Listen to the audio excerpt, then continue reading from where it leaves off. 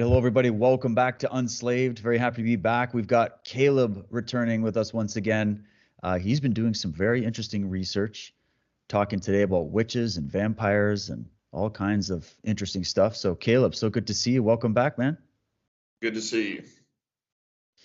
And Michael, good to see you as always as well. What an interesting subject, to taking a little change from what we've been covering lately. We're doing such a great series over there, but switching things up a little bit. And this will be a good show, I think. Yeah, well, thanks to members, we were able to do a bit of philosophy there, which has to be done in the right setting. But we had done Satanic Panic, and before that with Caleb, and before that we had done The Monstrous Feminine. Now, there's actually 4 of those. There's 2 premiums with the same name, Monstrous Feminine. We can link up these below. But then there's the 2 fascinating podcasts we did at the very, very end of 2019. And they were on film. We'll discuss a few films today. Back in the 70s, the Hammer genre, maybe something before that, the Universal Gothic horrors, and the themes that they have, which are not obvious to a lot of viewers.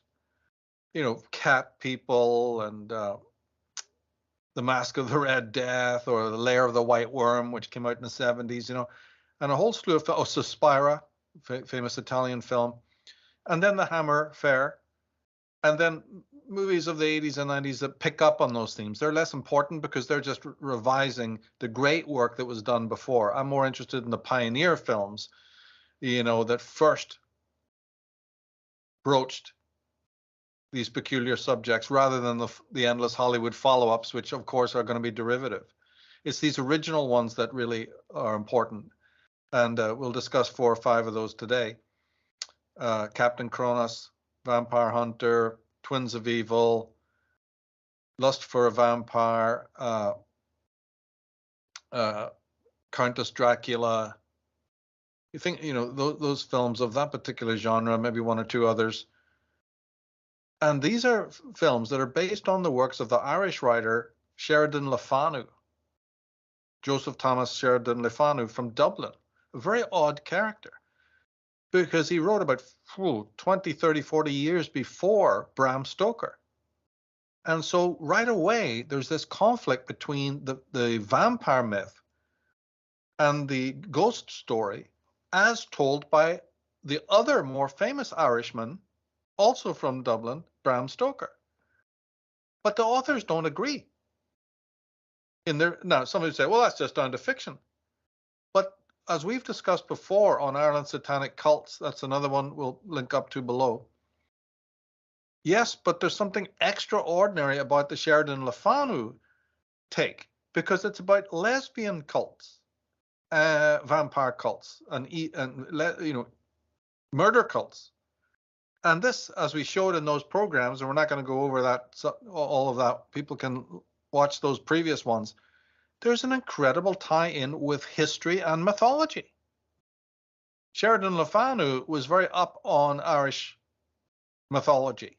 He's taking a lot of his characters from Irish mythology and British, because in British and Irish mythology, you've got this subject of the Fae. Whether you spell it F-A-Y or F-E-Y, it doesn't matter. And it shouldn't be confused with the fairy folk. That's different. A lot of people have confused those two. Well, Sheridan Le Fanu was drawing upon this, and he was drawing upon the whole concept of female lamia, or Lorelei, or succubi, and female vampires. And this is what I always found very, very fascinating. And why was it then that the world ate up the Bram Stoker version, which switched it around and made the male antagonist central stage, when in fact in the early original myths and in the Sheridan Le Fanu more original story, that figure does exist, but he's an acolyte. He's the son lover of the real mistress of evil, the Countess Dracula. Now, this all sounds very ludicrous and could be put down to fiction, except for one thing: Countess Elizabeth Bathory, who was a female vampire who killed 600 women in real life in Hungary. And a study of mythology shows you that this is not, a study of history shows you that this was certainly not the only person doing this kind of crime. It's been mentioned elsewhere. And to kill 600 women and take their blood and bathe in it or suck it or whatever system they were using, right, for the sake of merely eternal youth or whatever, takes a hell of an organization. You're not going out and doing this on your own. You are sending out people to go and abduct these girls from villages all over Europe and the surrounds. So that's quite an organization. So this brings up the whole question of, are we being completely misled? Now, we know that there's been terrible male serial killers, Gilles de Rais and others, all the way down through history. So it's not to negate the male crime. But what these films that we're discussing are showing is that, yes, but then you can't just automatically downplay the role of the female in regards to this monstrous cult of evil. And again, people can check back with those other podcasts in order to get a background on this, because there's something very strange going on. And in the different films, some of them lay more heavily on the lesbian thing. Others don't, or they all do, but sometimes it's a bit lighter. For instance, in say in Countess Dracula with Ingrid Pitt, the lesbian thing is barely mentioned. And Caleb, did you get a chance to see that film? I don't know if that was on the list. Which one? Countess Dracula. I probably saw it a few years ago in our last series of interviews. Right. So the ones you must have seen then are Twins of Evil, right? I've seen them all. You sent me about 30 films a few years ago, and I watched them all. But you'd have to remind me some details. Sure. Yeah. Well, the Sheridan Le Fanu, the ones I just recently sent you, you got those links, right? Yes, I haven't had a chance, but those are the same ones that I saw a few years ago. That's right. And you see, the theme of those couple, maybe 5 or so, is the lesbian cult. And brilliant renditions. We can put a list below of those films for other people to look up on one of the platforms. Some may be on YouTube, others on BitChute or whatever. And an extraordinary, as we know, films often have this, contain historical anecdotes.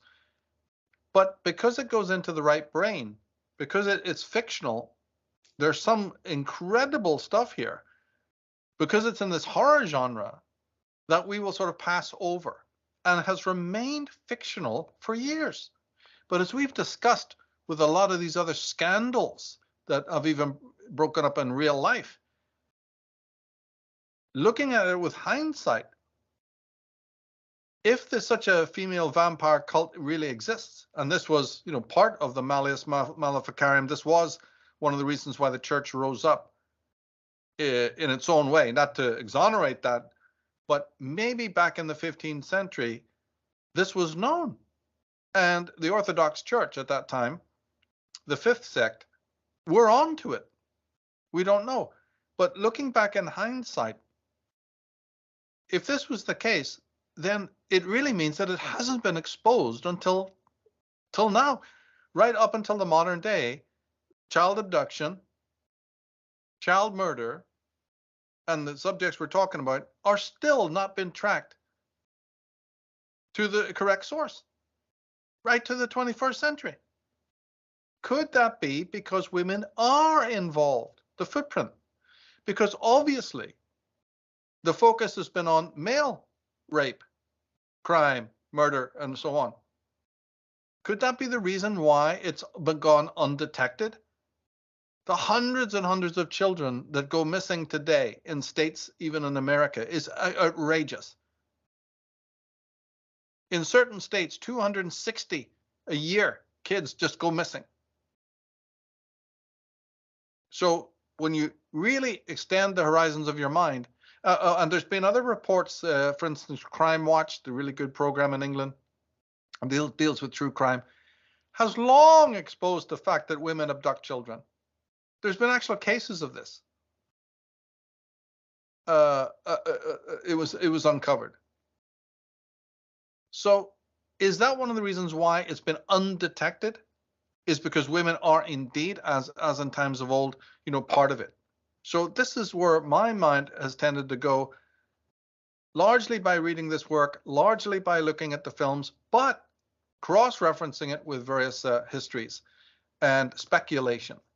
Because for Sheridan Le Fanu in the early 1800s, to even write about lesbian cults, is that even going to find an audience? It's like really going out on a limb. And he was a Huguenot, a Protestant Huguenot living in the south of Ireland. I don't see how too much sensation was involved in those days in fiction in order to make money. It wasn't unknown. But it's so easy to write it off as if that was his only motive. But then we find out that his father owned a huge library. His father was a rector, man of the church, and that he self-educated himself using his father's library, and was an autodidact, and might have come across references in Irish mythology to these cults. In other words, the story of the Fae. And I tend to believe that this thing is still going on. So we wanted to do another pass on this and bring it back again, because we haven't done it for several years. To tell people about Sheridan Le Fanu's work, mention those films, and they can sort of factor it in now, because we've done a brilliant analysis in the past on this, tying it in with psychology and what have you. And people can take their pick about which one of those movies is the best and the most profound. I think they're all worth watching and all absolutely fascinating.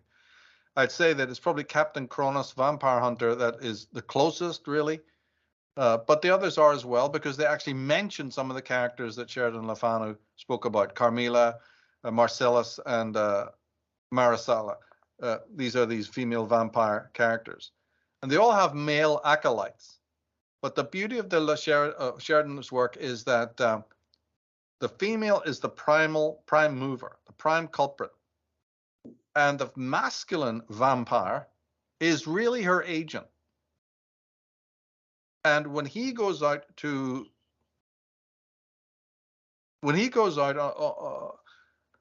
victimize a girl, as we pointed out in the Monstrous Feminine Part 1, the podcast, he goes out to recruit that girl for his mistress. When she becomes a vampire and goes out to seduce and to attack, she does it on a male, alluring him, sexually attracting him, and then biting him in order to attract him as another acolyte. So it's a cycle. So Bram Stoker put the focus on the masculine only, or at least the other thing is a subtext. It's more of an interlude in the famous story of Dracula as he tells it. You do get the female vampires, but it's an interlude in the main drama, as the main drama transpires, which is about Count Dracula always attacking males and females as victims. So when you take this thing called the vampire myth in terms of literature and mythology and expand it in the way that we're doing, I think it has the most extraordinary ramifications for not only the criminal history of womankind, which is a hell of a subject in itself, but for crime in general, So, yeah, we can leave it there. Maybe, Caleb, do you have any comments about those films or this concept? Well, it's interesting that you and I were talking about having